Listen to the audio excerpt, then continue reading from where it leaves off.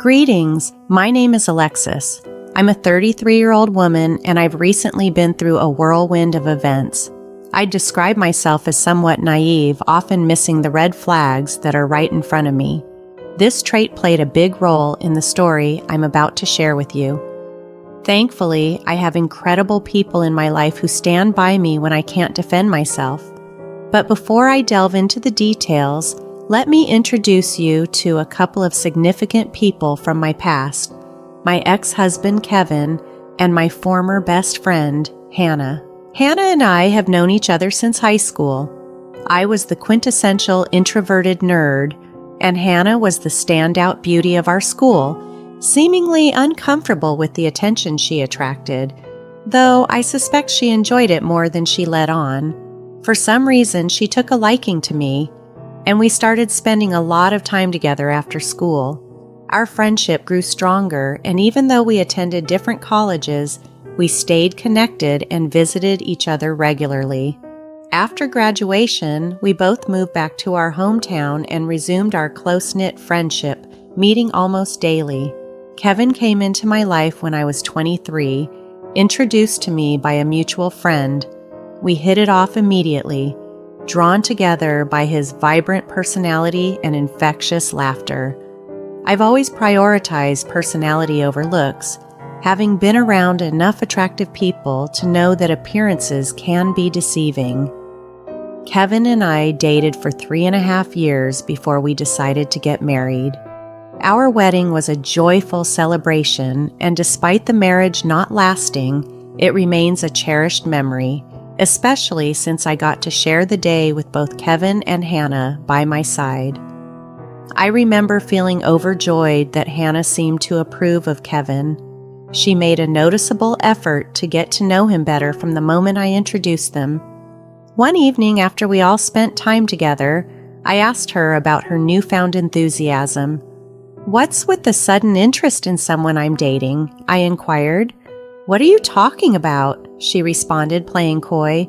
"You know what I mean. You actually made an effort to ask him thoughtful questions and get to know him." I hadn't even brought it up yet when she teased me, saying, "Can you blame me? Just look at him, you snagged a real looker. Oh, should I be worried you might try to steal him away from me?" "No, I'm just joking around," she laughed, but then added seriously, "But honestly, he is quite handsome. And what's more, he's got a great personality. You know, to be honest, it's not even his looks that draw me in. It's his personality," I confessed. "He's just so charming and easy to be around. For me, his looks are just a bonus." "Wow, that must be why he's so into you.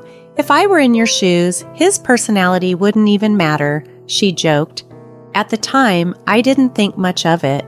I was just happy that she approved of my new relationship. As time went on, Hannah's friendship with Kevin only seemed to grow stronger.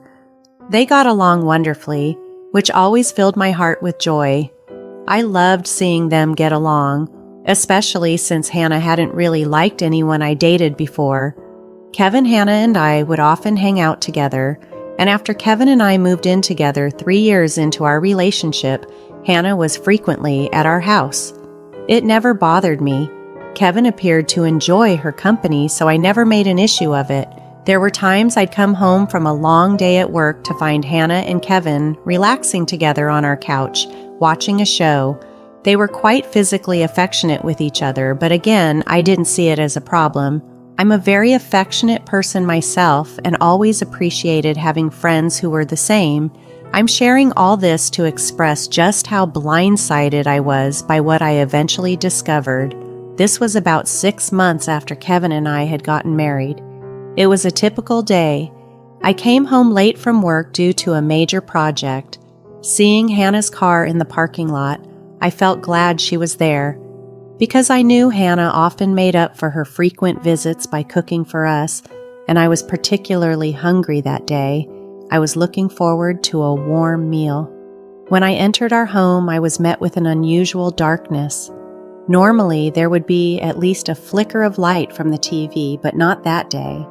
Instead, a sliver of light peeked from beneath our bedroom door, sparking confusion. We rarely used our bedroom as a hangout spot unless all three of us were present. Despite my confusion, my trust in them was so deep that it didn't even cross my mind that they could be betraying me. Expecting perhaps that they had dozed off while waiting for me, I gently opened the bedroom door. What I saw stopped me cold. There they were, not just asleep, but in an intimate moment. I stood frozen, unable to process the scene before me. All I could feel was a sickening rise in my throat and a heavy drop in my stomach. I can't recall how I managed to close the door or how long I sat in the living room numb to my core. Reality only hit when Hannah, stepping out of the bedroom, exclaimed in surprise at seeing me, "Oh, you're back, Alexis. Tough day at work?" "Yeah, what were you guys doing in there?" I asked, trying to keep my voice steady. "Oh, nothing much, just took a nap," she replied casually. "How long have you been back?" she asked, trying to change the subject. "Don't worry about that. I saw you both in the bedroom," I said, my voice breaking. "Listen, Alexis, it's not what you think. It's not like your best friend and husband are betraying you," she stammered, but her words were hollow. "I'm sorry, it just happened. You're always at work, and I guess Kevin and I just got lonely," Hannah tried to explain. "Yeah, and I mean, we're super grateful for all that you do, especially since you're the main earner here, but maybe we got a little too lonely," Kevin added. Hearing them try to justify their actions only worsened the sting of betrayal. "I can't deal with this right now," I said, barely able to hold back my emotions. Listening to their apologies felt like salt in an open wound. They were sorry, but the damage was done. Despite their attempts to apologize, their tone lacked any real remorse, and their expressions revealed nothing but convenience. It seemed their kindness was fueled by my financial support, a painful realization that made staying there any longer unbearable. The thought of breaking down in front of them was not an option. I couldn't let them see just how deeply they had hurt me. In a bid to escape the suffocating atmosphere, I got into my car and drove aimlessly, eventually stopping to grab some food. My appetite had vanished, but I felt a hollow emptiness that I hoped to fill with something, anything. I ate until I was uncomfortably full, then drove to my mother's house 3 hours away. Arriving close to midnight, I found solace in her surprised but welcoming presence. She could sense something was wrong as she made us warm cocoa, her gentle care a stark contrast to the cold betrayal I had just experienced. We sat in silence, the kind that only a mother and daughter can share before she finally spoke. "I don't hate that you're here, but clearly something's very wrong. Take your time, darling. If you want to talk about it, I'm here," she offered softly. "Yes, I need to talk about it. Maybe it'll help me process everything," I replied, the words tumbling out in a rush. "I walked in on Kevin and Hannah today, in our bedroom." Her face fell, mirroring the shock I felt. "Oh, sweetie, I'm so sorry. Did you come here right after finding out?" I didn't talk to them. I told them I knew and walked out before I had to listen to any more of their excuses. I explained, my voice tinged with bitterness. "That's probably for the best. They didn't seem genuinely sorry, did they?" she asked, already knowing the answer. It explains why Hannah was so overly friendly with Kevin. I knew she found him attractive, and I know she's attractive herself, but I never expected them to act on it, I confessed, the betrayal still fresh. "I understand, sweetheart. It's a tough situation, but how you handle this will truly set you apart from them. They've shown their true colors. What you do next is important. Is it bad that I just walked away?" I asked, seeking her wise counsel in navigating the heartbreak. I found myself contemplating giving Kevin another chance, not because I fully trusted him again, but because I was reluctant to label my first marriage a failure. "Look, I'm not fond of that reasoning, but as your mother, I must support you in whatever decision you make. Do what you feel is right," my mom advised gently, even though she didn't agree with my logic. "Thanks, Mom," I replied, knowing deep down my rationale was flawed. Why was I considering reconciling with Kevin but not Hannah? After all, both were equally involved in the affair. It wasn't as if one was more culpable than the other. At that moment, I suppose I clung to the hope that Kevin still loved me. Yet, in my heart, I knew forgiveness was unlikely. Maybe therapy could help us, I thought.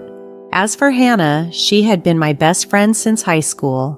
I knew her flaws well, and despite them, I had always stood by her until now. Her betrayal was a line crossed. Her blatant attraction to Kevin, which I had previously dismissed, now seemed like a glaring warning I had ignored.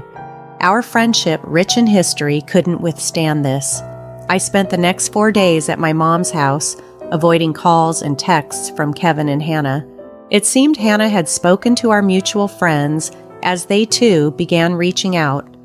I took a week off work to ensure no professional obligations would force me back into immediate contact with them. When I finally felt ready to return home, my mom wished me luck. After a heartfelt goodbye, I drove back, deliberately slow, dreading the confrontation that awaited. As I pulled up, I saw Hannah's car still parked where it had been days ago. My anxiety quickly morphed into anger. How could she still be there after everything? Were they still together during my absence? How little did they regard my feelings? Each thought was a blow to my composure. Taking deep breaths to manage my rage, I prepared myself to face whatever lay inside my apartment. For some reason, I felt a strong urge to document everything that was about to unfold, so I set my phone to record and slipped it into my pocket as I entered the house. What I saw next only fueled my resolve.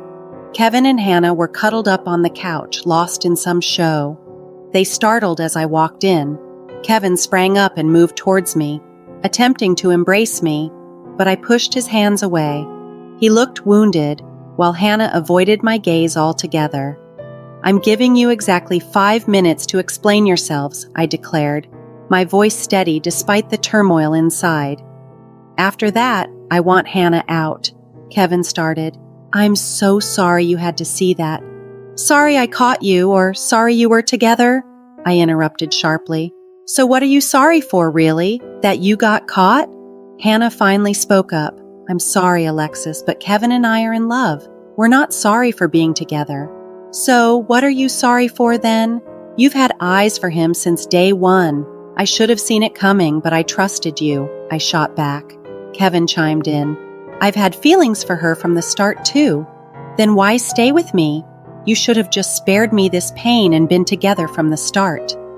"We didn't want to lose you," Kevin tried to explain.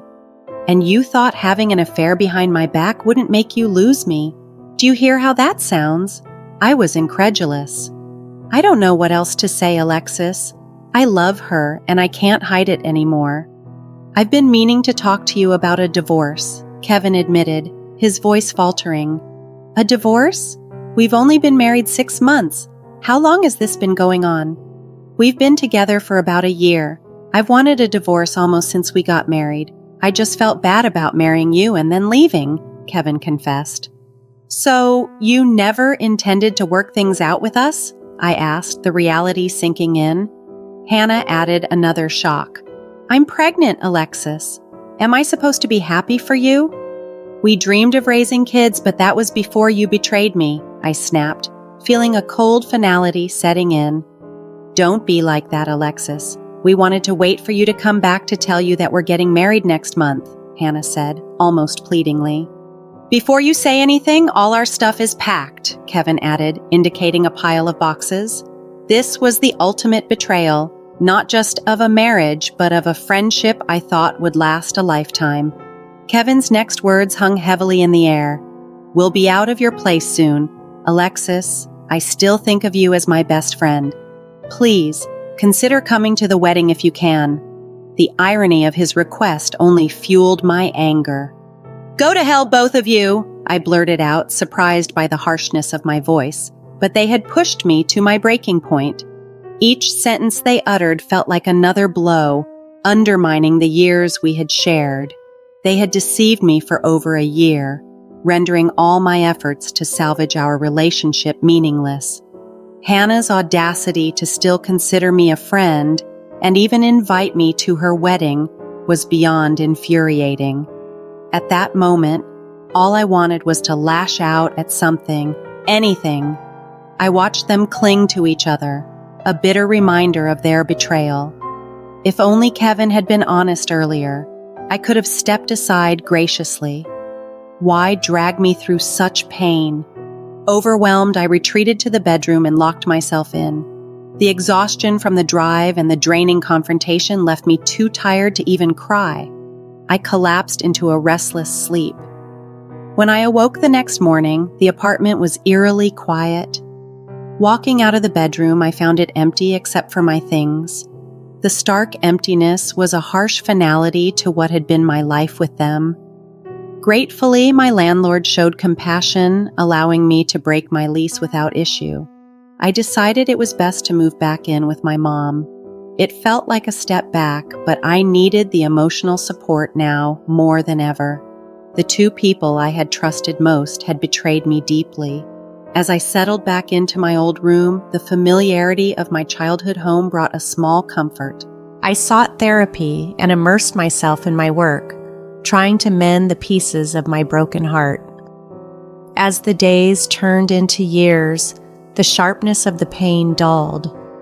I focused on my career, and my efforts paid off with a significant promotion at work. This achievement marked a new chapter in my life, one where I finally began to heal and rebuild away from the shadows of betrayal. As time passed, I had grown professionally and was financially better off than before, but interactions with mutual friends occasionally reopened old wounds. Despite this, my mom had been an incredible support system, insisting I live with her, which I did. Then, one unexpected day, I received a call from Kevin's mom, Judy. I was both confused and concerned about why she would call me. We had only met a few times, but she had always seemed kind. With some hesitation, I answered the call. "Hello, Alexis? Yes, this is Judy, Kevin's mom." "Yes, I know. I have your contact saved. How are things?" "Well, it's okay. Why? Is everything all right?" "No, not really. I only just found out about what Kevin did to you. I'm sorry it took me so long to reach out. I just wanted to let you know that I am in no way on his side." "Oh, it's been a while since that happened. Thanks for calling, though. I appreciate it." "Yes, and I want to make up for it. How do you feel about getting some revenge on Kevin and Hannah?" "Revenge? Don't you think it's a little too late for that?" "Oh, honey, are you still not hurting? It's never too late to teach people a lesson who wronged you." "You're right. What they did still haunts me. I haven't made any solid friendships yet, nor have I even tried to date anyone since. They deserve to be held accountable."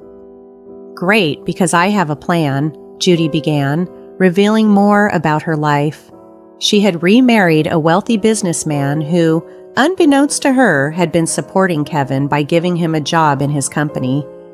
Kevin and Hannah had been struggling financially since our divorce, and Judy was under the impression that Kevin and I had amicably parted ways, and that Hannah was merely a supportive friend who eventually became a romantic partner. Judy had only recently discovered the truth about their relationship and the real reason behind our divorce.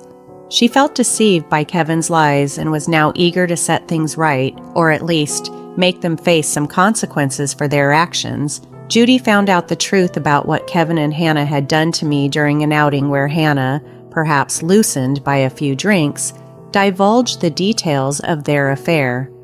Judy was horrified by the revelations and immediately contacted me, which comforted me greatly.